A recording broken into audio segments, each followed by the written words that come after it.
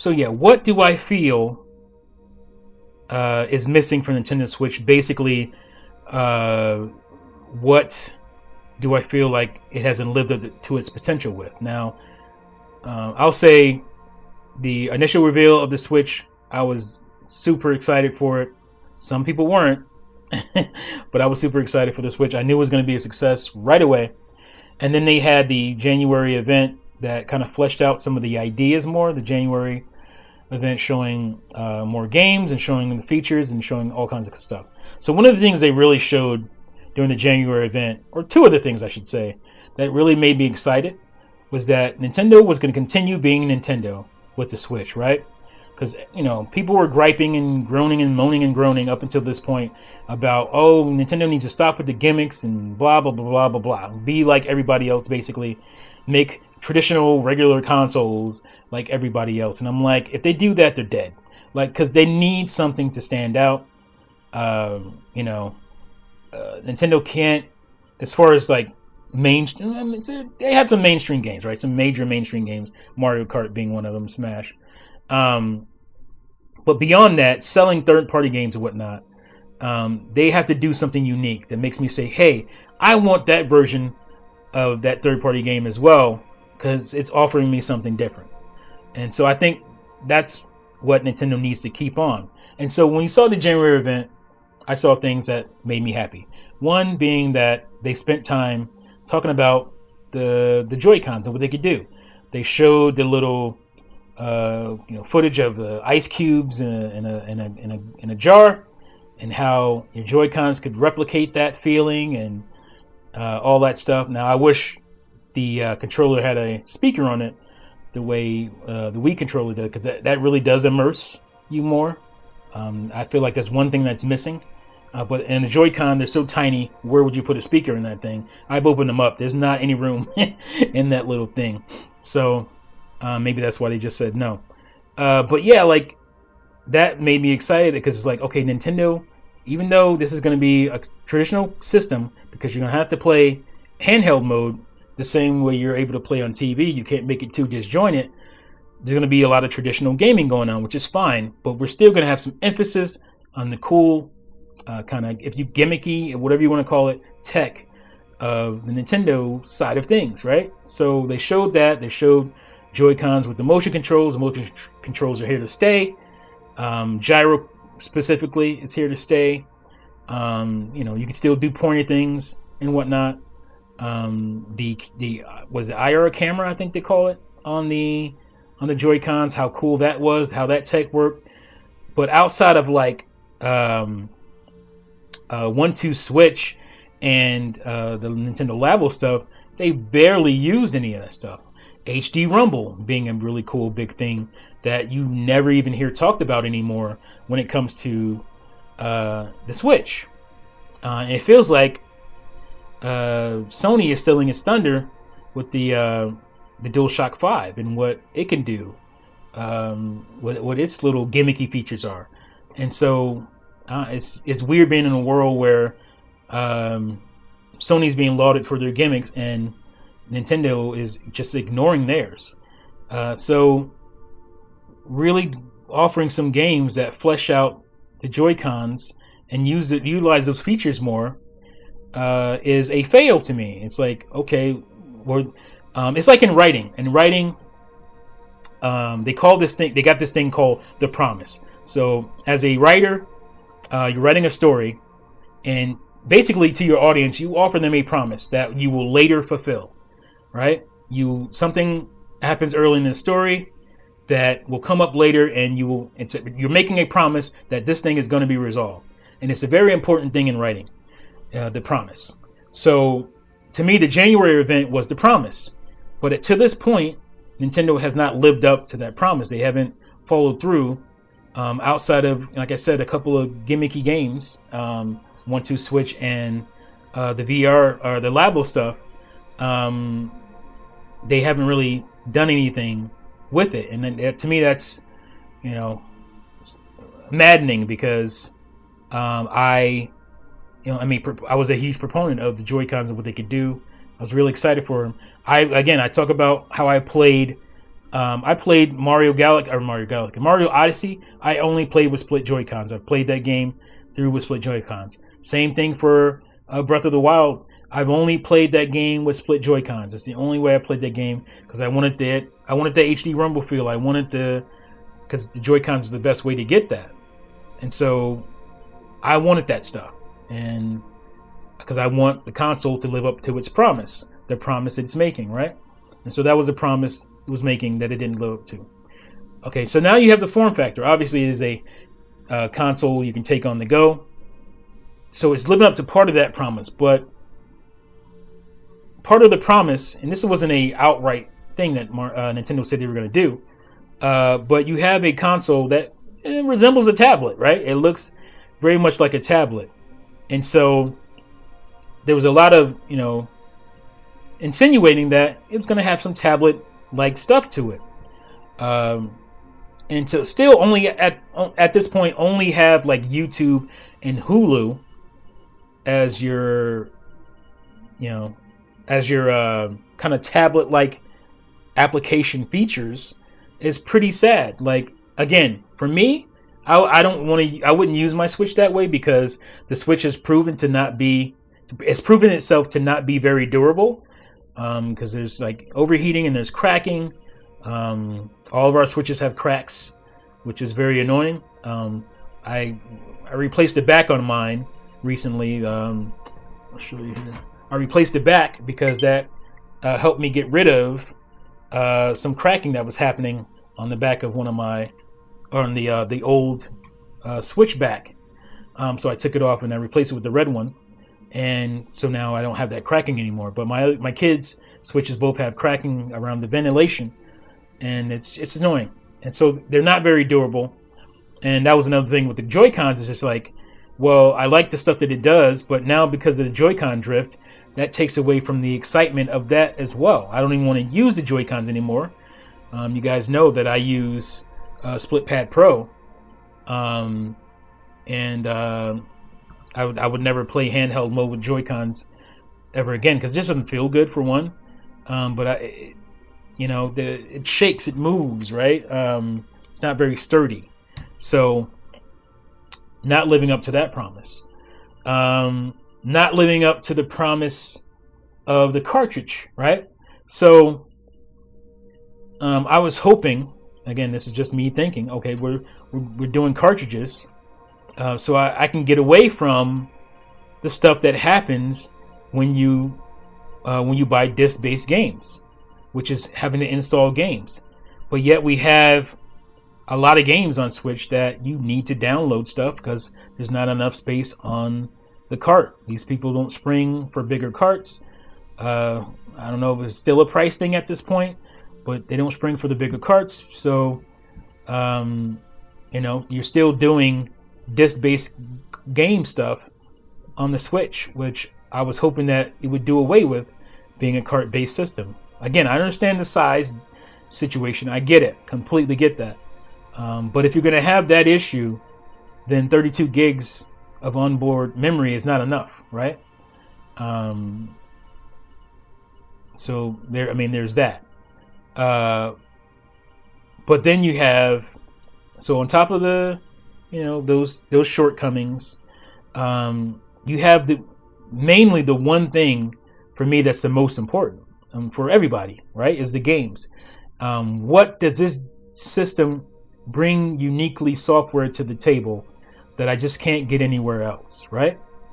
And outside a handful of games, not much, because there's a lot of not just Wii U ports, but PS3 360 ports, remasters or collections or whatever from PS3 and 360. Now, if you're a person who doesn't have those consoles or who's never had those consoles, this is the greatest gaming console of all time to you, right? Because you've never played that stuff, and here you have it all on one system in your Nintendo Switch for the first time. And Nintendo's never had these types of games, in this era, in the 3D era, right? So that looks great to you. But to me, it's like, well, I've always had other consoles. I've always had Xbox. I've always had a PlayStation.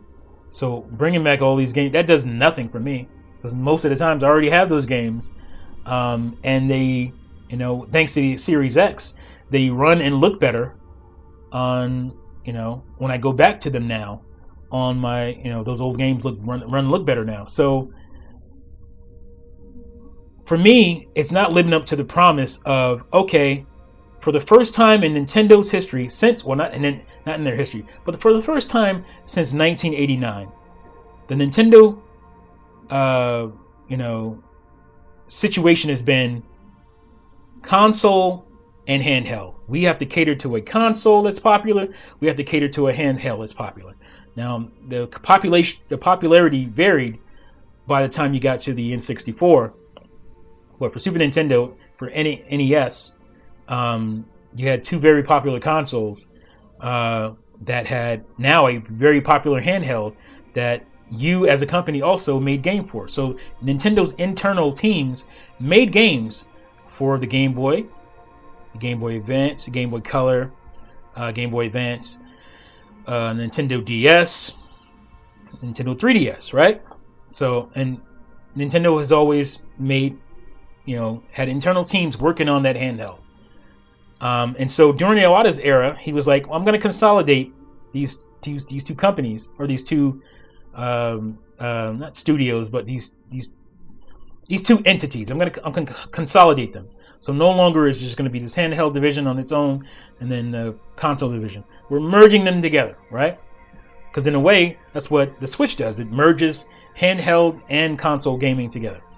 So it made sense. And so with that said, I thought, okay, resources are going to be freed up pretty tremendously, immensely. Now that you don't have a popular console to cater to, now you can focus a lot of that extra energy on making more fantastic games for your popular console / handheld, right? So now you can do that. So that should mean more cool ideas, more games coming.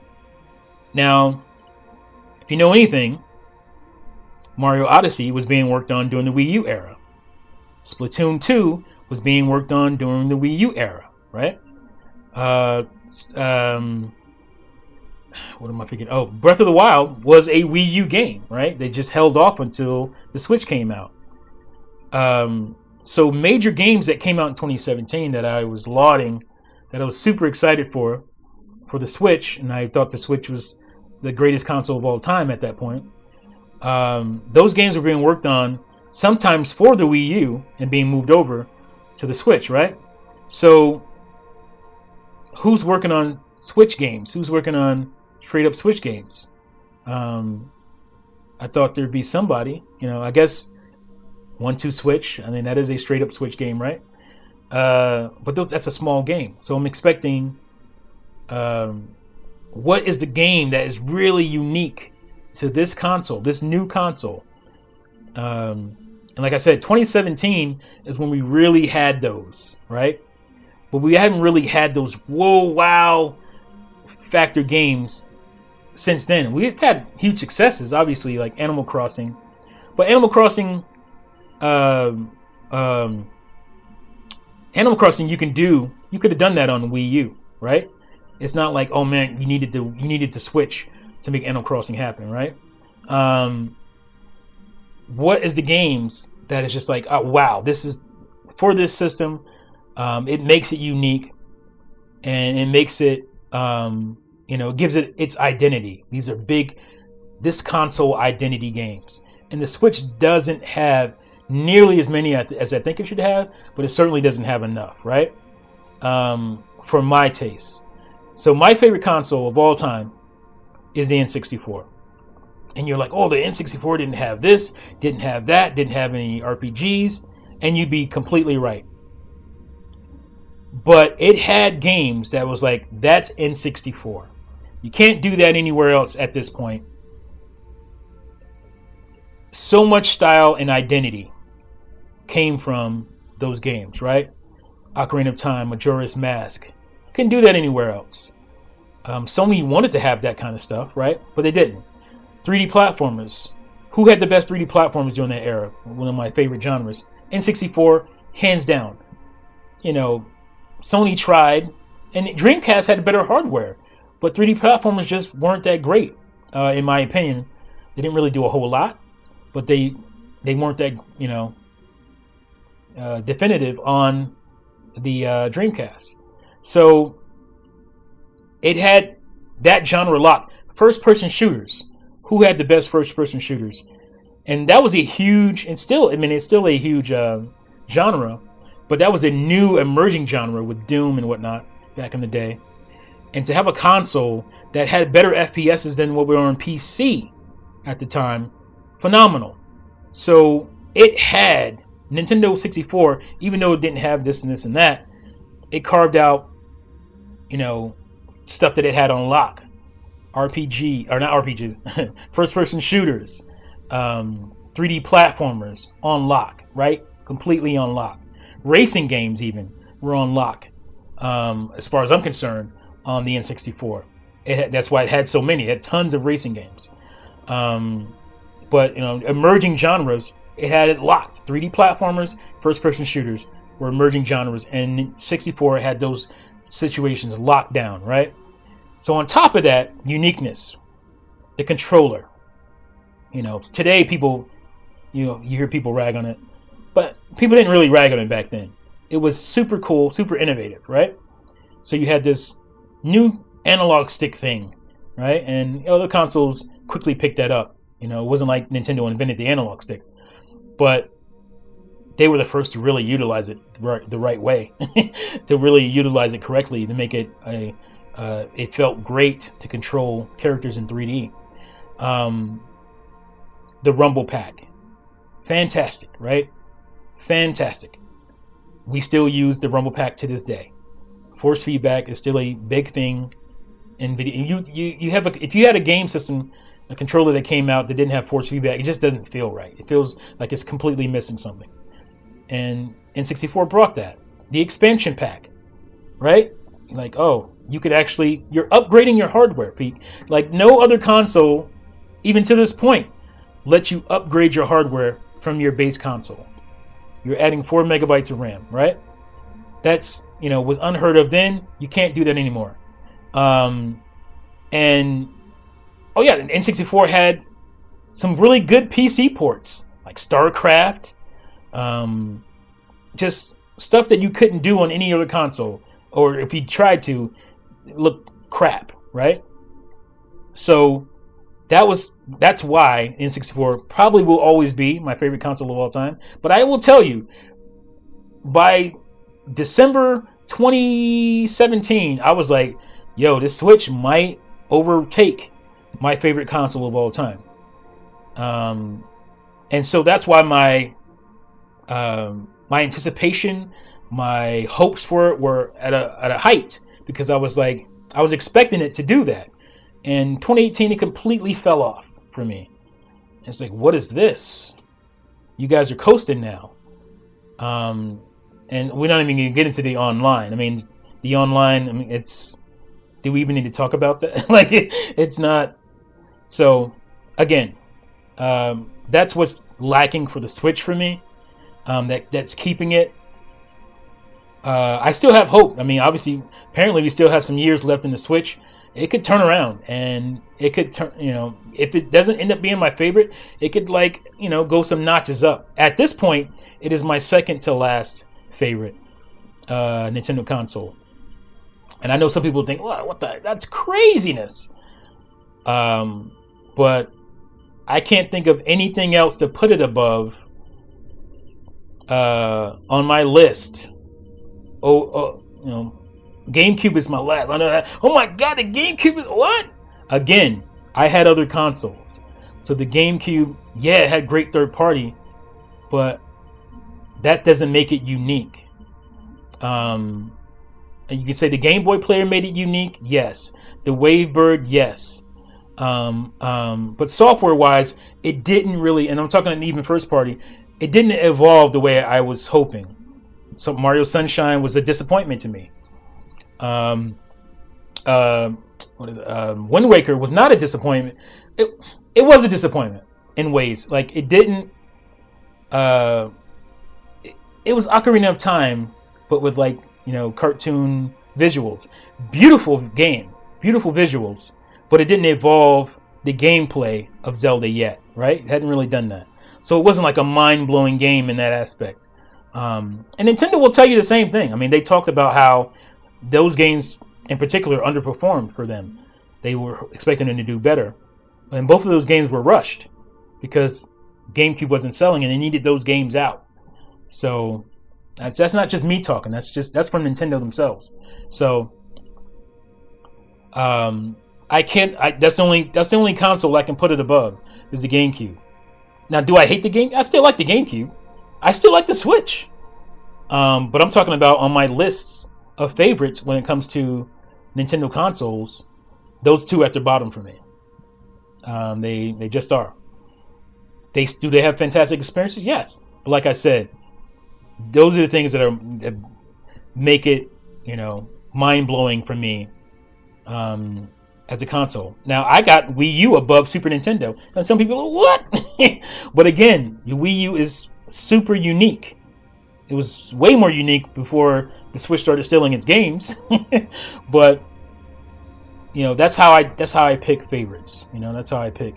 What are you bringing to the table that hasn't been done that makes your console unique, right? So that's how I go with it. So